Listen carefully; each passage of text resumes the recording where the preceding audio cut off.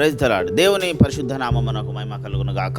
మనము అనుకున్న రీతిగానే ఈరోజు మొదటి పరిచర్యను మనం నేర్చుకుందాం. మొదటిది పిలువబడిన వారు. దీనికి మూలవాక్యముగా మార్కు సువార్త 1వ అధ్యాయము 17వ వచనమును మనము చదువుకుందాం. యేసు, నా వెంబడి రండి, నేను మిమ్మను మనుషుల పట్టు జాలరులుగా చేతునని వారితో చెప్పాను. Praise the Lord. దేవుడి మాటను మనందరి వినికిడిలో ఆశీర్వదించునుగాక. ఆమెన్. ప్రార్థన చేసుకుందాం. సర్వాధికారమైన మా ప్రియ పరలోకపు తండ్రి యేసురాజా, నీకు వందనాలు. చదవబడిన వాక్య భాగమును విరిచి వడ్డించండి. వినగలిగిన చెవులను, గ్రహించగలిగిన మనస్సును మాకందరికి తెచ్చండి. నాతో మా అందరితో మాట్లాడి నీ కృపలో భద్రపరచు కాపాడమా యేసునామమున ప్రార్థించి అడిగి వేడుకుంటున్నాము తండ్రి. ఆమేన్. Praise the lord. దేవుడు మనందరికీ దీవించునుగాక. ప్రభునందు నాకు అత్యంత ప్రియులారా, చదవబడినటువంటి వాక్య భాగంలో ప్రభు అయిన యేసు నా వెంబడి రండి అని పిలుస్తున్నాడు. ప్రియులారా, పిలువబడిన వారు అనేటటువంటిది ఒక మహత్తరమైనటువంటి విధానము. అయితే ఈ పిలువబడిన వారికి సంబంధించినటువంటి మరొక మాట ఉంది. ప్రయాసపడి భారం మోసుకుంటున్న సమస్త జనులారా నా దగ్గరికి రండి అన్నారు. అయితే దేవుడు ఈ లోకములో ఉన్న సమస్త జనావళిని పిలిచాడు. భూమి మీద సృష్టించబడ్డ ప్రతి ఒక్కరిని నా దగ్గరకు రండి అని పిలిచాడు. అయితే వారందరిని కంటే మరొక వర్గం పిలువబడిన వారు. ఈ పిలువబడిన వారు ఆ ప్రయాసపడి భారం మోసుకుంటున్న సమస్త జనులలో ఉన్నవారే అయినను కొన్నిసార్లు వీరు ప్రత్యేకించి పిలువబడిన వారుగా మనం చూస్తుంటున్నాం. ఏం చెప్పాడంటే, అనేక మందికి యేసు ప్రభుల వారు తను పరిచర్య చేస్తున్న కాలంలో మీరు నన్ను వెంబడించండి అని వారికి బోధ చేశాడు. కానీ వీళ్ళని ఇక్కడ పిలువబడ్డ వారికి ఒక ప్రత్యేకమైన మాట చెప్తున్నాడు. మీరు మనుషుల పట్టు జాలరులుగా మిమ్మల్ని చేస్తానని. ప్రియులారా, వెంటనే వారి దోణెలు మరియు ఆ వలలు విడిచి వెంబడించారని ఉన్నది.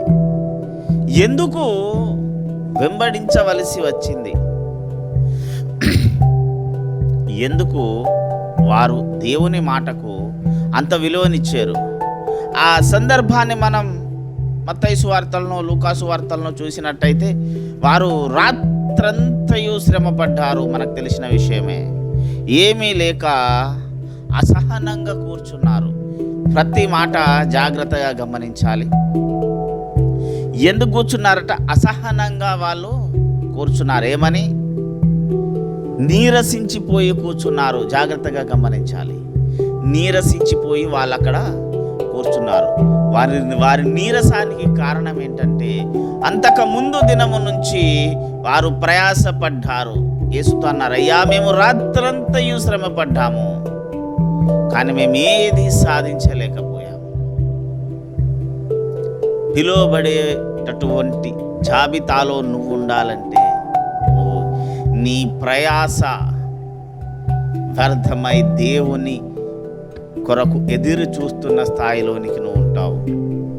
పేతురు నిలబడ్డాడు, అలసిపోయాడు, ఏమీ లేదని దిగాలుగా కూర్చున్నాడు. ఏమీ లేదని ఒంటరిగా బాధగా కృంగిన వేళలో కూర్చున్నాడు. అప్పుడు పిలిచాడు, నువ్వు వెయ్యి వలయ్యు, నేను చెప్తున్నాను కదా, నా మాట నమ్ము. పిలిచాడు.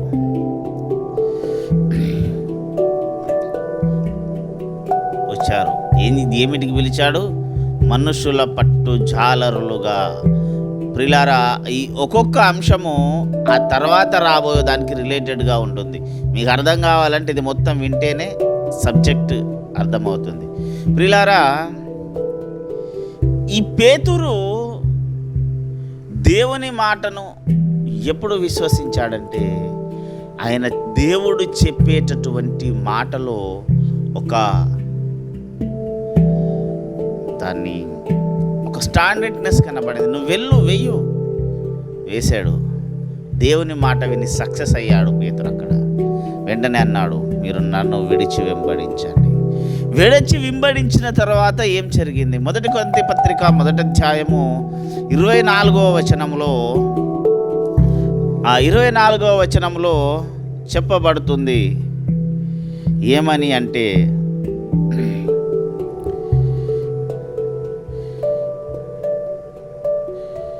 ఆయన యూదులకు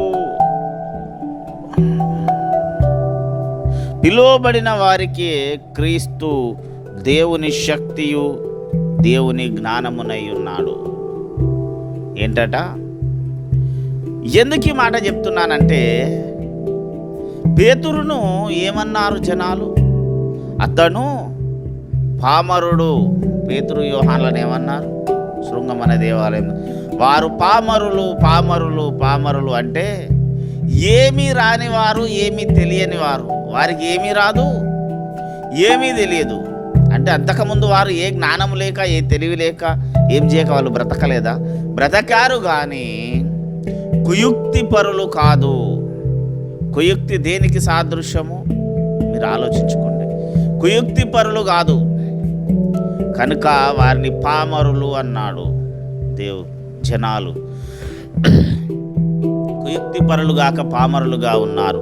ఈ పామరులు అయినటువంటి వారిని దేవుడు ఏమీటికి పిలిచాడట? వీళ్ళు దేనికట?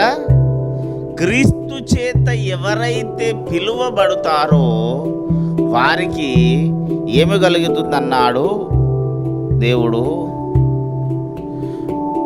జ్ఞానము మరియు శక్తి కలుగుతుంది. గుర్తుపెట్టుకోవాలి. మళ్ళీ 2 పాయింట్లు ఇక్కడ. మొట్టమొదటిది, అలసిపోయి నీరసించి ఉన్నారు, ఏమీ లేదని నిరాశతో ఉన్నారు.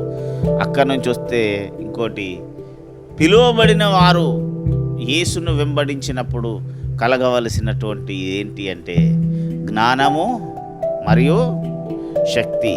ఈ జ్ఞానము మరియు శక్తి 2 కలగాలి నువ్వు పిలువబడుతున్నావంటే. కానీ ఎందుకు ఈ జ్ఞానము శక్తి అవసరము?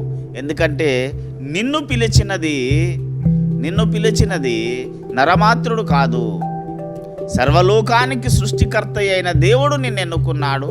ఆ సృష్టికర్త అయిన దేవుడు నిన్ను పిలుచుకున్నాడు. ఆ పిలుచుకున్నవాడు నీకేమివ్వాలంటే, మొట్టమొదటిగా ఏమివ్వాలని చెప్పబడింది 1 కొరింథీ పత్రికలో అంటే శక్తి ఇవ్వబడింది. ఏం శక్తి? దేవుని యొక్క శక్తి. దేవుని యొక్క శక్తి చేత ఆయన పిలుపుకు నిలబడి పేతురు యోహానులు వచ్చినట్టు అక్కడే వదిలేసి, వాళ్ళ చేపలు పెట్టారు దేవుని మాట విని, కానీ అదంతా అక్కడే వదిలేశారు.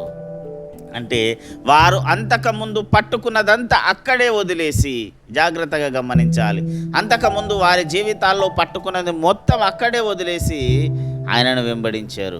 వెంబడించినప్పుడు వీరి జీవితంలోకి మొట్టమొదటిగా ఏమొచ్చిందని చెప్పబడింది? దేవుని యొక్క శక్తి వారి మీదకి వస్తుంది. దేవుని యొక్క శక్తి వారి మీదికి వస్తుంది. ఎలాగొస్తుంది?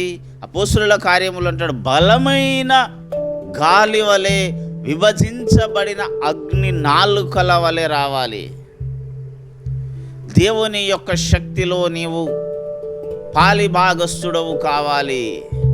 అంటే గాలి నీ జీవిత గమ్యానికి, నీ జీవిత పయనానికి నిదర్శనమైతే, అగ్ని నిన్ను వ్యతిరేకతనంత దహించడానికి సాదృశ్యమై ఉన్నది. కనుక దేవుని శక్తి చేత ముందు నీవు దేవునిని సమస్తముని విడిచి వెంబడిస్తే దేవుని శక్తి చేత నిన్ను అభిషేకిస్తాడు, దేవుని శక్తి చేత నిన్ను నింపుతాడు. మరొకటి జ్ఞానము. పేతురు యోహాన్లకు జ్ఞానము లేదు కనుకనే వాళ్ళను పామరులు అన్నారు, మూఢులు అన్నారు. కానీ దేవుడు వీరికి జ్ఞానాన్ని ఇచ్చాడు. ఎవరి జ్ఞానము కంటే మించిన జ్ఞానమట? గ్రీసు దేశస్థులకేమి అంటాడు అక్కడ? గ్రీసు దేశస్థులే జ్ఞానవంతులు, వారినే తూర్పు దేశ జ్ఞానులు అన్నారు. ఆ తర్వాత జ్ఞానులు యూదులే. ఈరోజు మనం చూస్తే యూదులలో ఈ సమాజానికి అవసరమైనవి అనేకము కనుక్కున్న వారు యోధులే. ఇప్పటి వరకు అనేకమైన ప్రపంచ శాంతి బహుమతులను వారు గెలుచుకున్నారు దేవుని యొక్క ఆశీర్వాదమును బట్టి. Praise the Lord. ప్రియులారా, ఈ పిలువబడిన వారు దేవుని చేత ప్రత్యేకముగా ఎన్నుకొనబడిన వారు. వీరికి ఏముంది? జ్ఞానం ఉన్నది. వీరి మీద ఏముండాలి? దేవుడి శక్తి ఉండాలి. ఇవి మర్చిపోకద్దు, మెయిన్ పాయింట్స్. ఒకటి, మొట్టమొదటిగా ఏముండాలి వీరికి? వీరు ఏమంటే కలిగినది వదిలేయాలి. ఏం కావాలి? కలిగినది వదిలేయాలి. ఇంకోటి, వీరికి ఏమి వస్తుంది? జ్ఞానము మరియు శక్తి వస్తుంది. దీని తర్వాత దేవుడు చూపించే మరొక అనుభవం ఏమిటో తెలుసా? యోహాను సువార్త 11వ అధ్యాయము, యోహాను సువార్త 11వ అధ్యాయము 43వ వచనాన్ని మనం చదువుకుందాం.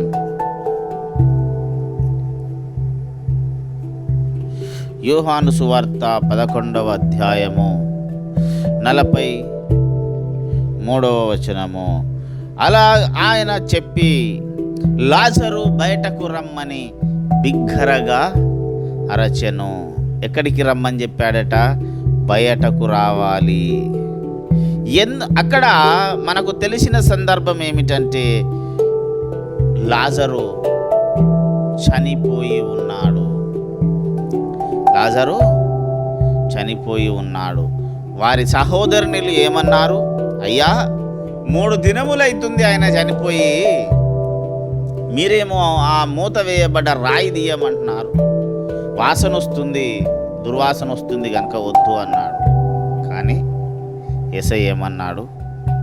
రాయి తొలగించాలి. రాయి తొలగించబడిన తర్వాత గట్టిగా చెప్పాడు, లాజరు బయటకు రా. ప్రియులారా, పిలువబడిన నీవు అన్నీ వదిలేసి యేసుని వెంబడించి శక్తి జ్ఞానము చేత నింపబడ్డ తర్వాత ఎక్కడనైతే నీవు పట్టబడి ఉన్నావో అక్కడ నుంచి బయటకి రావాలి. ఈ లైన్ మిస్ అవ్వకూడదు. ఈ చెప్పే ఈ అర్ధగంట ప్రసంగానికి ఈ ఒక్క లైనే టోటల్ ట్యాగ్ అవుతుంది.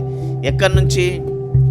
అన్నీ విడిచి, అద్భుతమును చూసి నువ్వు సాధించినవన్నీ విడిచిపెట్టి దేవుని శక్తి జ్ఞానమును పొందిన తరువాత ఎక్కడైతే నీవు పట్టబడి ఉన్నావో ఆ పట్టబడి ఉన్న దగ్గర నుంచి నువ్వు బయటకు రావాలి. పట్టబడి ఉన్న దగ్గర నుంచి నీవు బయటకు రావాలి. అందుకన్నాడు, లాజరు బయటకు రా. నిన్ను కూడా అడుగుతాడు దేవుడు, నువ్వు పిలువబడిన వాడివైతే, దేవుడు నన్ను పిలిచాడు అని నువ్వు నమ్ముచున్న వాడవైతే, నా ప్రియ సహోదరి సహోదరుడా, దేవుడు కూడా నిన్ను అడుగుచున్నాడు, బయటకి రా.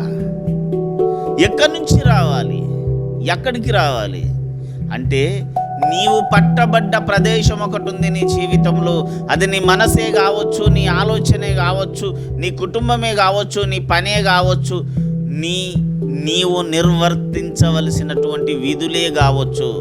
అక్కడి నుంచి బయటకు రా అంటే దీనికి అర్థం ఏమిటంటే వాటిని వదిలేయని కాదు. చాలామంది చెప్తుంటారు, నువ్వు అన్నీ వదిలేసి రావాలి. అన్నీ వదిలేయమంటే నిర్లక్ష్యం చేసి బజారు పాలు చేయడం కాదు. ఏం చేయాలి? నీకు కలిగి ఉన్నటువంటిది నిర్వర్తిస్తూనే బయటికి రావాలి. అదే జ్ఞానము. అందుకే దేవుడు పిలువబడ్డవానికి ఇచ్చేది ఏంటంటే జ్ఞానం అన్నాడు. ఆ జ్ఞానం ఏమిటంటే, వదిలేసి లేదా ఉన్న కుటుంబాన్ని, నీకున్న బాధ్యతను రోడ్డు పైన పడేసి రావడం కాదు, వాటిని నిర్వర్తించి రావాలి. ఎందుకంటే నీకు కుటుంబాన్ని ఇచ్చింది దేవుడు, నీకు సంతానాన్ని ఇచ్చింది దేవుడు, నీకు బాధ్యతలను ఇచ్చింది దేవుడు. అందుకే అన్నాడు, నీ కుటుంబాన్ని నువ్వు పాలించకపోతే, నీ కుటుంబాన్ని నువ్వు సరిగా నిర్వర్తించకపోతే నీవు బయట పిలువబడిన వాడి జాబితాలో నీవు లేనట్లే. ఎందుకంటే పిలువబడిన వాడిగా ఉన్న నువ్వు అంచెలంచెలుగా దేవుడు నిన్ను తీసుకెళ్లే స్థాయికి నువ్వు వెళ్ళాలనుకున్నప్పుడు ఇక్కడ నువ్వు మొదటే ఫెయిల్ అవుతావు. చాలామంది ఈరోజు చేస్తున్న అక్రమ తప్పు బోధ ఏమిటి అంటే, నీవు దేవుడు నిన్ను పిలిచాడా? నువ్వు అన్నీ వదిలేసిరా. ఏది వదిలేయకూడదు. ఏది వదిలేసినా వాక్యానుసారంగా తప్పు. ఆ వదిలేయాలని బోధ చేస్తున్నవాడు ఎవడో వాడిని అడగండి. అయ్యా, మరి భార్యను దేవుడే ఇచ్చాడు, పిల్లల్ని దేవుడే ఇచ్చాడు, తల్లిదండ్రులు దేవుని ప్రణాళికలోనే, వాళ్ళలో నుంచే మనం వచ్చాం, వీళ్ళందరినీ వదిలేయమని బైబిల్ ఎక్కడ చెప్పింది అని చాతగాని అక్రమ బోధలు చేసి ఈరోజు సంఘాన్ని ఒక చచ్చు స్థితిలో నిలబెట్టినటువంటి నీచమైన బోధలు. తెలియదు పాపం, వాక్య జ్ఞానము, వాక్యంలో దాచబడి ఉన్న మర్మము తెలియక చేస్తున్న బోధలు. అందుకే చెప్పాను, లాజరు బయటికి రా అన్నప్పుడు లాజరు ఎలాగొచ్చాడు? ప్రేత వస్త్రముల చేత చుట్టబడి ఉన్నాడు. బయటికి వచ్చినాక సాక్షాత్తు యేసు ప్రభుల వారు అన్నారు, అతనికి కట్టబడినటువంటి ఆ వస్త్రములు కట్లు విప్పండి అని. ఇలాగ నడిచొచ్చాడు. ఎప్పుడు లాజరు బయటికి రా అంటే విన్నాం. ఎలాగొచ్చాడనే ఆలోచన వచ్చిందా? అడిగితే చాలామంది అంటాం దేవుడు పిలిచాడు వచ్చాడు అంటున్నాం. అవునండి, దేవుడు పిలిస్తేనే వచ్చాడు. ఎలాగొచ్చాడు? ఎప్పుడైనా ఆలోచించామా? బంధకాల చేత కట్టబడి చుట్టబడి ఉన్నాడు. ఆ చుట్టబడి ఉన్నవాడు అలాగనే వచ్చాడు. అక్కడికి వచ్చిన తర్వాత ఫ్రీ అయ్యాడు. నీవు కూడా అనేక బంధాల చేత కట్టబడి ఉంటావు. ప్రభువు పిలిచినప్పుడు ఆ వాటన్నింటినీ వదిలించుకోవడానికి నీవు సిద్ధపడి రావాలి. ఎలాగ రావాలి? సిద్ధపడి రావాలి. అప్పుడు అడుగుతాడు నాయన దేవుడు నిన్ను, ఏమైనా తెలుసా? నీవు ఎక్కడా? Where are you? దేవుడు అడుగుతాడు, నువ్వెక్కడా నా ప్రియ కుమారుడా అని. అడిగాడా ఎవరినైనా? ఆది కాండము 16వ అధ్యాయం 8వ వచనంలో హాగరును పిలిచాడు దేవుడు. హాగరు జీవితంలో ఏమైంది? నమ్మి మోసపోయింది. శారమ్మను నమ్మి మోసపోయి వెలివేయబడింది. బంధకాలను నీవు విప్పుకొని బయటికి వచ్చిన తర్వాత జరిగే మరొక మెట్టు ఏంటో తెలుసా? వెలివేయబడడం. ఏంటి?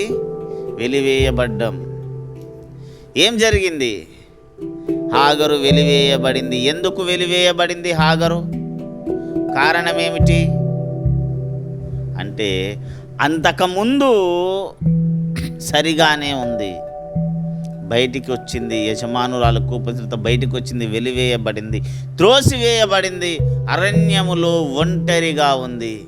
ప్రియులారా, నీవు పిలువబడిన వాడవైతే నీ జీవితంలో ఇదిగో ఒకానొక రోజు ఈ పరిస్థితి వస్తుంది. అందరూ వారి వారి అవసరాలకు నిన్ను వాడుకొని వదిలేసి ఒంటరిగా నిలబెడతారు. అరణ్యములో నీవు ఉన్నట్టుగా ఉంటుంది నీ పరిస్థితి. ఒంటరిగా మారిపోతావు. ఎప్పుడైతే నీవు ఒంటరిగా మారిపోతావో ఆ స్థాయి దగ్గరికి దేవుడు వస్తాడు. నా కుమారుడా, ఇప్పుడు నీవు ఎక్కడున్నావు అని, ఏం చేస్తున్నావు అని. ఎందుకో తెలుసా? ఎక్కడా ఉన్నావు, ఏం చేస్తున్నావు? ప్రియులారా, అది మర్చిపోకూడదు. ఎప్పుడైతే ప్రభువా నా పరిస్థితి అని అంటావో అప్పుడు చెప్పాడు. అబ్రహాముకు చెప్పినట్టు చెప్తాడు దేవుడు. ఎక్కడ ఏమన్నాడు అబ్రహామును? అబ్రహామా, నీవు లేచి వెళ్ళు, నేను చూపించబోవు దేశమునకు వెళ్ళు. నీవు పిలువబడిన వాడవా? ముందుకు నీవు నడవాలనుకున్నప్పుడు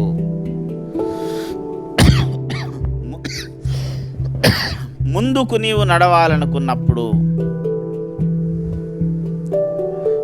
నీవు నడవాలనుకున్నప్పుడు దేవుడు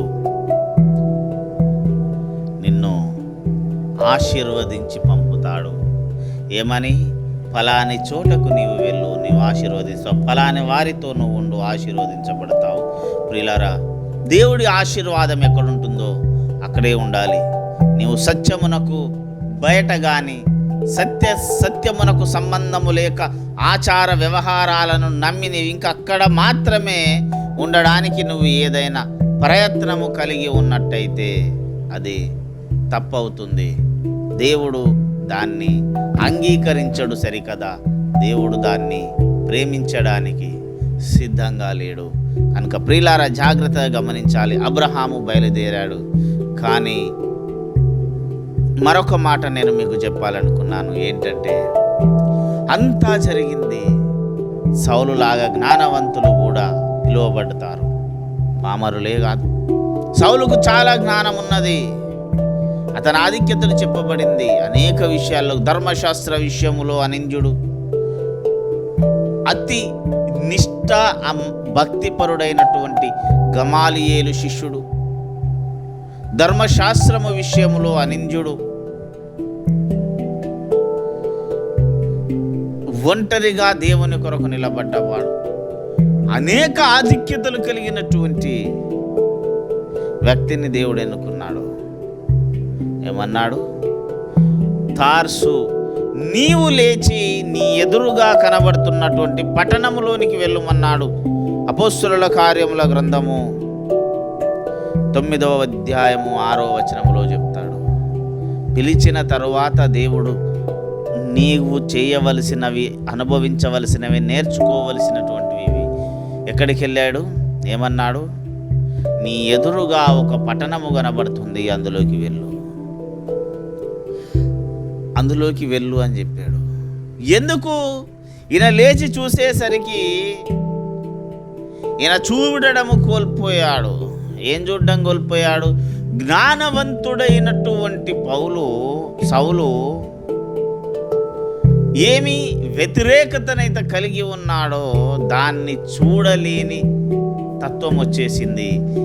ఇతను దేవుడి ప్రేమను ఎక్కడైతే తప్పు అనుకున్నాడో, ఆ దేవుడి ప్రేమ, ఆ దేవుని స్వరము దేవుడు మాట్లాడాడు. ఏదైతే అసత్యమును ఈయన సత్యమని నమ్ముతున్నాడో దాన్ని చూడలేని స్థాయికి దేవుడు సౌలుని తీసుకొచ్చాడు. దమస్కు మార్గంలో అతని కన్నులు పోయినవి. లేచన్నాడు, నీకు ఎదురుగా ఉన్న పట్టణంలోనికి నీవు వెళ్ళు. ఆ ఎదురుగా ఉన్న పట్టణంలో ఎవరున్నారు తెలుసా? అకుల అనేటటువంటి ఒక వ్యక్తి ఉన్నాడు. ఆ అకుల అనేటటువంటి వ్యక్తి దేవుని చేత నిర్ణయించబడ్డవాడు, నిర్దేశించబడినవాడు. పిలువబడిన వాడని నేను చెప్పట్లేదు, నిర్దేశించబడినవాడు, నిర్ణయించబడినవాడు. ఇది మన అంశంలో సబ్జెక్టు కాదు. నిర్దేశించబడినవాడు, దీని గురించి తర్వాత మాట్లాడుకుందాం. దేవుని చిత్తమైతే ప్రభువునందు ప్రియులారా, జరుగుతున్నటువంటి మాట ఒక్కటి. ఏంటట? నిర్దేశించబడినటువంటి అకుల ఇంటికి ఈయన వెళ్ళమన్నాడు. ఇప్పటికీ పిలువబడిన వాడిగా నువ్వు ఉన్నావా? ఇవి మచ్చుకు కొన్నివి. దేవుని చిత్తమైతే మరలా నెక్స్ట్ సెమినార్లో మనం దీన్ని చూసుకుందాం. పిలువబడ్డవాడు అని దేవుడు నన్ను పిలిచాడు అనుకుంటే ఇవన్నీ నీవు కలిగి ఉండాలి. ఈరోజు పిలువబడ్డ వారం అనుకుంటూ నీలో ఏమి వదిలేసి వచ్చావు? ఏం వదిలేసావు? నీ వ్యక్తిగత ప్రేమలా? దేవుని కంటే అతిగా ప్రేమిస్తున్నావా? ఏం చేస్తున్నావు? దేవుడి యొక్క పిలుపు నిజంగా దేవుడు గనుక నిన్ను పిలిస్తే దేవుడిచ్చిన దేనిని వదిలేసి రమ్మని చెప్పడు. ఇది మర్చిపోకూడదు. చాలామంది చేస్తున్న తప్పుడు బోధని, భార్యను వదిలేయాలి, పిల్లను వదిలేయాలి, ఇవన్నీ ఎన్నో చెప్తున్నారు. అవన్నీ కాదు. భార్యను దేవుడే ఇచ్చాడు, పిల్లల్ని దేవుడే ఇచ్చాడు, కుటుంబాన్ని దేవుడే ఇచ్చాడు, నీ బాధ్యతలను కూడా దేవుడే ఇచ్చాడు. నా ప్రియ సహోదరుడా, దేనిని మరిచిపోకుండా దేవుడు నిన్ను పిలుస్తున్నాడు. ఆ పిలుపుకు తగ్గట్టు నీవు ఎక్కడెక్కడ ఎలాగూ ప్రవర్తించాలో వాక్యానుసారంగా నీకు నేర్పుతున్నాడు. వాటన్నింటినీ అనుకరించి నువ్వు నడవగలిగిన వాడు. ఇవన్నీ నీ జీవితంలో జరిగిన నాడు నీవు పిలువబడ్డవాడవు. నీవు పిలువబడిన వాడవైతే వలలు విడిచి వెంబడించిన పేతురుకున్న మనస్సు కలిగి ఉండాలి. అప్పుడు జ్ఞానము శక్తి చేత నువ్వు నింపబడతావు. ఎప్పుడైతే ఈ జ్ఞానము శక్తి చేత నీవు నింపబడలేదో అప్పుడు నీవు పిలువబడ్డ పిలుపు ఎక్కడి నుంచి వచ్చిందో నువ్వు గమనించుకోవాలి. అందుకే ఇంకొక చిన్న మాట చెప్తాను, అంశం ఎక్స్టెండ్ అయ్యి టైం అయిపోకముందే. ఇది దేవుని చేత పిలువబడ్డవారు. వీరి లక్షణాలు చెప్పాను ఇంతకుముందు. ఇలాగ జరగాలి. దేవుని చేత పిలువబడ్డ వారిలో సత్యము కొరకు లోబడే తత్వం ఉంటుంది. అతడు దేవుడు చేత పిలువబడ్డవాడు గనుక దేవుడు చెప్పిన ఒకే రకమైన మాటకు కట్టుబడి ఉంటాడు. సందర్భానుసారంగా అటు ఇటు రెండు వైపులా మాట్లాడేవాడు దేవుని చేత పిలువబడిన వాడు కాదు. ఎందుకంటే మన దేవుడైన యెహోవా మాట అవునంటే అవును, కాదంటే కాదు అని మాత్రమే చెప్పబడింది. ప్రిలారా, జాగ్రత్తగా గమనించాలి. మన మాట అవునంటే అవును, కాదు అంటే కాదు. నీ పిలువబడిన వాడవా? నీ పిలుపుకు తగ్గట్టుగా దేవుని ఎదుటను, సమాజం ఎదుటను, సంఘం ఎదుటను నీ జీవితము సాక్షార్థముగా ఉండాలి. ఎప్పుడైతే నీవు సాక్షార్థముగా ఉంటావో అప్పుడు మాత్రమే నీవు ఆశీర్వదించబడతావు, అప్పుడు మాత్రమే దీవించబడతావు, అప్పుడు మాత్రమే దేవుని కొరకు నీవు నిలబడి నీ పిలుపుకు తగ్గట్టు జీవితమును నీవు జీవించగలవు. ప్రియులారా, నీవు నా ప్రియ సహోదరుడా, సహోదరి, దేవుడు నిన్ను పిలుస్తున్నాడని నీవు అనుకుంటున్నావా? ఎంతోమంది ఎన్నో ప్రవచనాలు చెప్పొచ్చు, ఎన్నో మాటలు నేను మాట్లాడవచ్చు. కానీ నీ వ్యక్తిగతంగా నీకు ఒక కన్ఫర్మేషన్, ఒక నిర్ధారణకు నువ్వు రాగలగాలి. నువ్వు రాలేకపోయి ఎవరో చెప్పారని ఆవేశపడి ఏదో చేయాలనుకుంటున్నావా? రేపు శిక్షను అనుభవించవలసింది నీవే, దీవెనను పొందవలసింది నీవే, దేవుని కొరకు నిలబడవలసినది కూడా నీవే. జాగ్రత్తగా దేవుని యొక్క పిలుపును మన ఇష్టానుసారంగా ఎవరో చెప్పారని కాదు, ఎవరు ఏది చెప్పినా వాక్యానికి లోబడి మాత్రమే ఉండాలి. నీలో ఉన్న దేవుని ఆత్మ గనుక నీలో ఉంటే ఆత్మ యొక్క నడిపింపు ప్రకారం మాత్రమే జరగాలి. కనుక దేవుని చిత్తం కొరకు మనమందరము ఏక మనసు కలిగి పిలువబడ్డ వారి జాబితాలో మనమందరం ఉండి ఆయన కొరకు జ్ఞానము, శక్తి కలిగి దేవుని మహిమ కొరకు నిలబడలాగున దేవుడు మనకు సహాయం చేయనుగాక. ప్రార్థన చేసుకుందాం. సర్వాధికారివైన మా ప్రియ పరలోకపు తండ్రి, నీకు వందనాలు. కొంత మట్టుకు మేము ఈ వాక్యాన్ని ధ్యానించినాం ప్రభువా.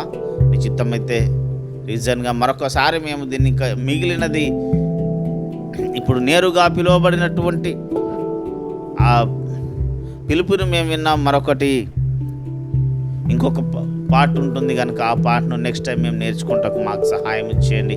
ఈ వాక్య ప్రకారము మా జీవితాలను మేము స్వపరీక్ష చేసుకొని దేవుని కొరకు బ్రతికే కృపను దయచేయమని, నువ్వు నాతో మా అందరితో ఉండమని నీ కృపలో భద్రపరిచి కాపాడమని, విన్న వాక్యంను సైతాన్ని ఎత్తుకుపోకుండా నీరు కట్టి ఫలింపచేయమని, మరొక రోజు మేము మరొక అంశంతో మీ ముందుకు వచ్చే కృపను దయచేయమని నీకే వేలాది వందనాలు, కృతజ్ఞత, ఆస్తుతులు, స్తోత్రాలు చెల్లించుకుంటూ ప్రభువా, నువ్వే మాకు మా ప్రతి అవసరమును తీర్చి శక్తి, జ్ఞానం ఇచ్చి నడిపించమని యేసు నామమున ప్రార్థించి అడిగి వేడుకుంటున్నాము తండ్రి. ఆమేన్. మన తండ్రి అయిన పరమ ప్రేమ, రక్షకుడైన యేసునాథుని కృప, పరిశుద్ధాత్మ దేవుని శాశ్వత ఆశీర్వాదం సన్నది ఇది మొదలుకొని క్రీస్తు రెండో రాకడ పర్యంతం వరకు మనందరి జీవితాలకు మెండుగా తోడైననుగాక. ఆమేన్. దేవుడు మనలందరినీ దీవించునుగాక. ఆమేన్. Praise the lord.